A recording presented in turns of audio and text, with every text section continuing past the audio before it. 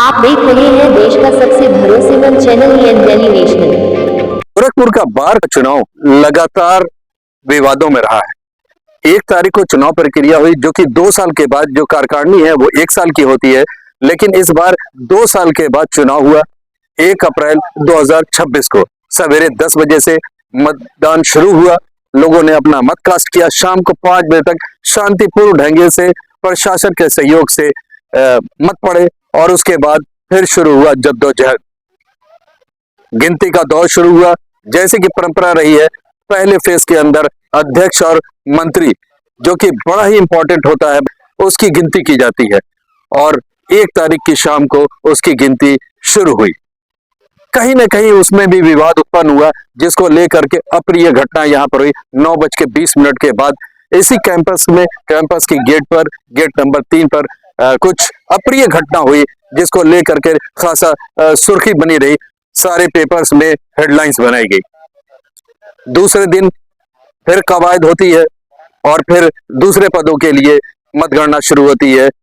कोषाध्यक्ष के लिए शुरू होती है मतगणना, वो भी कहीं ना कहीं विवाद में आता है। उसके बाद एल्डरी कमेटी, जो जिम्मेदार होती है चुनाव कराने की, उनका यह कहना है कि हम 4 तारीख को बैठेंगे। एक पत्र जारी करते हैं जिसके अंदर वो साफ कहते हैं कि 4 तारीख को हम बैठेंगे, हम लोग इस पर निर्णय लेंगे। जो भी निर्णय होगा, अगर निर्णय आता है तो उसके बाद इसको रिकाउंटिंग कराया जाएगा। उसमें सीधा सीधा आरोप लगाया गया है मनीष यादव की तरफ से, जो कि कोषाध्यक्ष पद के प्रत्याशी थे। उन्होंने सीधा सीधा आरोप लगाया है कि कहीं ना कहीं घपला किया गया है और हमारे जो 3 मंडल से उनको हटाया गया है, जिसकी वजह से मुझको हार मिली है। सीसीटीवी उन्होंने रिलीज किया, सीसीटीवी फुटेज उन्होंने रिलीज किया है। उन्होंने एल्डरी कमेटी से मांग की है कि जो सीसीटीवी है उसमें छेड़छाड़ न किया जाए, सुरक्षित उसको दिया जाए। दूसरी बात, उन्होंने साफ साफ ये कहा है कि अगर हमको न्याय नहीं मिलता है तो हम हाई कोर्ट से लेकर सुप्रीम कोर्ट तक जाएंगे। देखना बड़ा दिलचस्प होगा कि क्या मोड़ आता है इस चुनाव में। आपको बताते चले, अभी हमने कोशिश की कि एल्डरी कमेटी के लोगों से बात करें, लेकिन वहां पर लगातार काउंटिंग चल रहा है। उपाध्यक्ष पद के जो पद है उसके लिए काउंटिंग चल रहा है, इसलिए वो अवेलेबल नहीं हुआ है। लेकिन सूत्रों के मुताबिक हर आदमी का कहना है कि कहीं ना कहीं इसमें कोताही बरती गई है, जिसको लेकर हमने मनीष यादव, जो कि कोषाध्यक्ष पद के उम्मीदवार थे, हमने उनसे बात की। उन्होंने क्या आरोप लगाया आगे हम आपको दिखाएंगे। हम कोशिश करेंगे कि वो विजुअल भी दिखाए और वो लेटर भी दिखाए जो एल्डरी कमेटी ने दिया है, और हम वो विजुअल दिखाए जिसके आधार पर कहा जा रहा है कि उनके मतपत्र को हटाया गया है, वो जानबूझ के हटाया गया है या गलती से हटाया, ये तो जांच का विषय है। देखना बड़ा दिलचस्प होगा कि इस चुनाव के आगे चल करके क्या होता है, वो किस कल बैठता है। क्या फिर से चुनाव होगा या फिर से मतगणना होगी या फिर इसको पूरा इनवैलिड किया जाएगा। दबी जमानों में कुछ अधिवक्ताओं का कहना है कि जब तक हाई कोर्ट की देखरेख में यह चुनाव नहीं होगा, तब तक निष्पक्ष चुनाव गोरखपुर में नहीं होना है।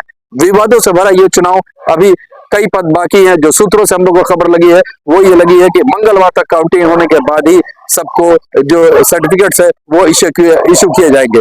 हम आपको दिखाएंगे क्या कुछ मनीष यादव ने कहा। उन्होंने जो आरोप लगाते हुए क्या कुछ कहा है वो आपको हम डिटेल में दिखाएंगे। हमारी हम जो भी अपडेट्स होगा हम आपको देते रहेंगे। आप मेरे साथ बने रहिए। आपका क्या कहना है कमेंट बॉक्स में लिखिए। मैं मोहम्मद यूसुफ, गोरखपुर से इंडियन डेली नेशनल के लिए। मैं मनीष कुमार यादव रोके, सिविल को गोरखपुर। मेरे पिताजी भी यहाँ पे सीनियर लॉयर है, स्वर्गीय राजेंद्र प्रसाद यादव रोके, और हमारे वहाँ दिनांक 1/4/2026 को वोटिंग हुई थी 1200 सिविल कोर्ट चुनाव के, गोरखपुर के चुनाव में, जिसकी मतगणना कल दिनांक 3/4/2026 को शाम को 6 साढ़े 6 बजे से किया गया। सबसे पहले तो हमें वहीं पे डाउट हो गया कि ये लोग मतगणना में कुछ करने वाले। मैंने वहां पे भी विरोध किया था, क्योंकि हर साल जब भी कोषाध्यक्ष जब भी मतगणना होती है तो अध्यक्ष मंत्री की एक साथ और कोषाध्यक्ष वरिष्ठ उपाध्यक्ष की एक साथ मतगणना होती है। कल इन्होंने सुबह में कहा कि ऐसा है कि आज जो है केवल एक ही पद की होगी, और अगर समय बचेगा केवल वरिष्ठ उपाध्यक्ष की होगी, अगर समय बचेगा तो हम कोषाध्यक्ष पद की भी मतगणना करेंगे। तो हमने कहा कि श्रीमान, हर साल इतने एल्डर कमेटी में 25 से 30 लोग 40 लोग हैं, हमेशा दो मेज बनते हैं, दोनों मेज पे अलग अलग कई लोग रहेंगे, तो अलग एक तरफ वरिष्ठ उपाध्यक्ष की भी गणना हो जाएगी, एक तरफ जो है कोषाध्यक्ष पद की गणना हो जाएगी। लेकिन ये एल्डर कमेटी वालों ने नहीं माना, कहा नहीं शाम तक अगर समय मिलेगा तो हम कराएंगे, और नहीं तो जो है कि हम अगले दिन कराएंगे मतगणना जो भी होगा। क्योंकि अभी आपने जाना कि अध्यक्ष और मंत्री पद का भी मतगणना हुई, काफी विवादास्पद रहा, जिसमें काफी मारपीट भी हुई वक्ताओं के साथ, दो तरफ से मुकदमे भी लिखे गए और रात को मतगणना कराने का नतीजा था, तो ये सारे विवादें हुई। तो हमने विरोध किया था कि रात में मतगणना नहीं, लेकिन फिर भी उसके बाद भी ये 6:30 बजे, शाम को 6:30 बजे इनकी मतगणना के समय लोग बनाए थे कि जब से विवाद हुआ अध्यक्ष वाले पद के लिए, तब से उन्होंने कहा था कि कोई भी मतगणना 6:30 बजे तक होगी, शाम को 6:30 बजे के बाद कोई मतगणना नहीं। लेकिन इन्होंने जबरदस्ती 6:30 बजे मतगणना कोषाध्यक्ष पद का कराया।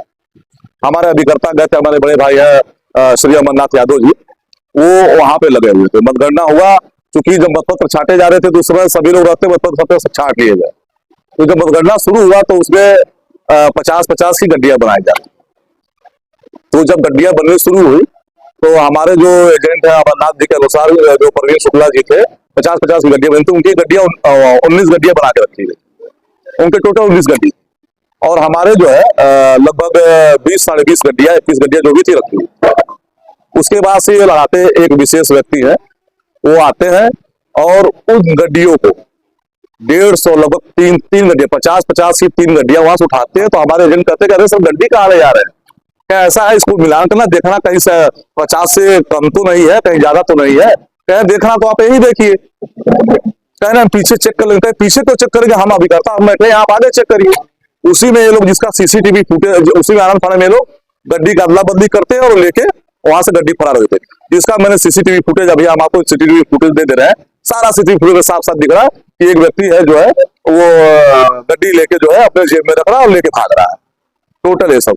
उसके बाद ये लोग बिना हमारा गड्डी गिने, ऐसे ही बिना हमारा गड्डी गिने ही ये लोग परिणाम घोषित कर दिए कि कोषाध्यक्ष ने मनीष यादव को इतना हो, प्रवीण कुमार शुक्ला जी को इतना, और बाकी और किसी सदस्य का कोई घोषणा नहीं होता है। और वहीं से फिर हम लोग अंदर पहुंचते हैं, हमारे एजेंट बताते हैं, हम लोग अंदर पहुंचते, 7 प्रत्याशी थे। उसके बाद जब वहाँ विवाद होता है तो हम अंदर पहुंचते हैं, हम कहते नहीं यह विवाद हुआ और जो है आप यहाँ रोकिए और फिर से मतगणना करेंगे। तो जो भी प्रत्याशी थे जिन्होंने उन्होंने घोषणा किया था वो अपना जो है वो चलेगा, हमने कहा उनको फोन करके बुलाइए, वो उनका मोबाइल स्विच ऑफ आ रहा था। एल्डर कमेटी में फोन किया था आइए जो है फिर से मतगणना होगी, वो चले गए थे भाग गए। उसके बाद काफी हल्ला मचने के बाद एल्डर्स कमेटी ने कहा कि आप जो है कोषाध्यक्ष पद की कल जो सुबह जो है सब फिर से मतगणना कराई जाएगा, जिसका बाकायदे उन्होंने लेटर पैड पे जारी किया, सारे ग्रुपों में चल रहा है कि पुनः 11:30 बजे दिनांक 4/4 को कोषाध्यक्ष पद के प्रत्याशी का पुनः मतगणना कराया जाएगा। हाँ, लेटर मेरे पास है, अभी हम आपको दे देते हैं। उसके बाद से फिर जब सुबह 11:30 बजे हम लोग पहुंचे, या काफी नारेबाजी हो रही थी कि प्रत्याशी जीत गया, ये है वो है, अब कोई मतगणना नहीं, कोई हम ये कह रहे हैं। उसके बाद फिर हम लोग सभी लोग सारे प्रत्याशी को अंदर बुलाया जाता है, सारे प्रत्याशी अंदर जाते हैं। तो माननीय हमारे एल्डर्स कमेटी के जो भी लोग हैं और चेयरमैन साहब सब लोग कहते हैं भाई एक आज कोषाध्यक्ष पद के प्रत्याशी की फिर से गणना हो। कई लोग कहते नहीं होगी गणना, होगी तो ये हो जाएगा, वो हो जाएगा, ऐसे हो जाएगा, वैसे होगा, नहीं होगी गणना। उसके बाद एल्डर्स कमेटी कहते हैं कि आप ही जो है अपना एप्लीकेशन दीजिए, उस पर विचार करें।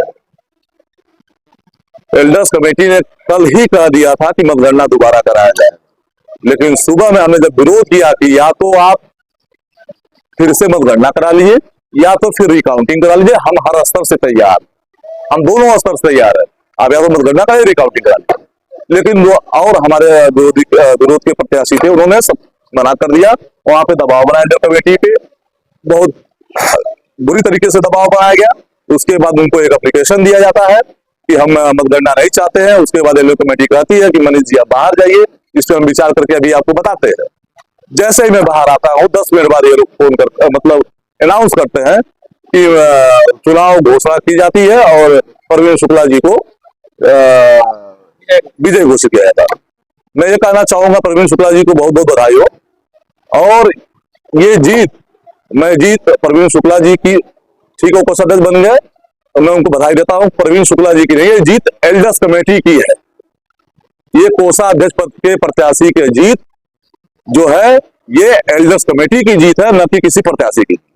अभी तो रिजल्ट भी आ गया, ऑफिशियली रिजल्ट घोषित कर दिया। अब आप आगे क्या करेंगे? मैंने अभी गया हूँ, मैं काफी चीट एंड फंड को भी हमने भेजा है, एक काफी हमने जिला जज साहब को भी दिया है, एक मैं अपने बार काउंसिल को भी दिया हूँ, और मैंने अभी एक यहाँ पे मैंने एक एल्डर्स कमेटी के चेयरमैन को दो एप्लीकेशन दिया हूँ। एक तो इस मत में कि पहला तो कि हमें जो सीसीटीवी फुटेज कल है उसका पेन ड्राइव में सुरक्षित करके उसको रखा जाए और हमें सुरक्षित दिया जाए, उसको सुरक्षित रखा जाए, उसको छेड़छाड़ किया जा सकता है, मुझे इसकी संभावना है।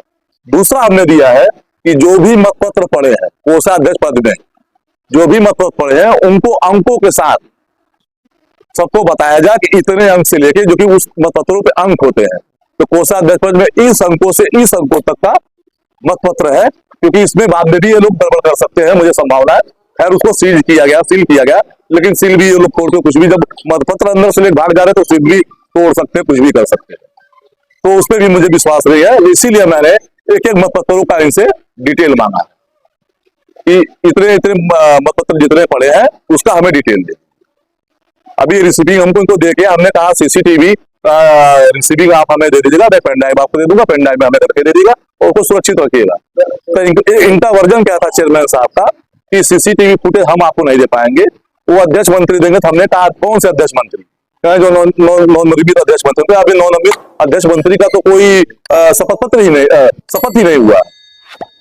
अभी तो आपकी निगरानी में सारी चुनाव हो रही है, सारे आपके कस्टडी में बार है और सीसीटीवी फुटेज भी आपके कस्टडी में, फिर आप क्यों कह रहे हैं कि आप जाइए सीसीटीवी फुटेज जो है इस समय वर्तमान अध्यक्ष और वर्तमान मंत्री से मांग। जैसे कि राजधानी अभी तक घोषित की गई, जैसे राजधानी संसद छोड़ दिया जाता, बाकी तो सारे घोषित हो चुके हैं ऑलमोस्ट जी। क्या उनको सर्टिफिकेट कर दी गई है? अभी हमको इसकी जानकारी, सर्टिफिकेट तो नहीं, बस ऐसे घोषणा किया गया है, अभी कोई सर्टिफिकेट नहीं दिया गया जहां तक मेरी जानकारी। अध्यक्ष मंत्री को भी नहीं दिया गया, अभी केवल घोषणा ही किया गया जहां तक हम जानते हैं।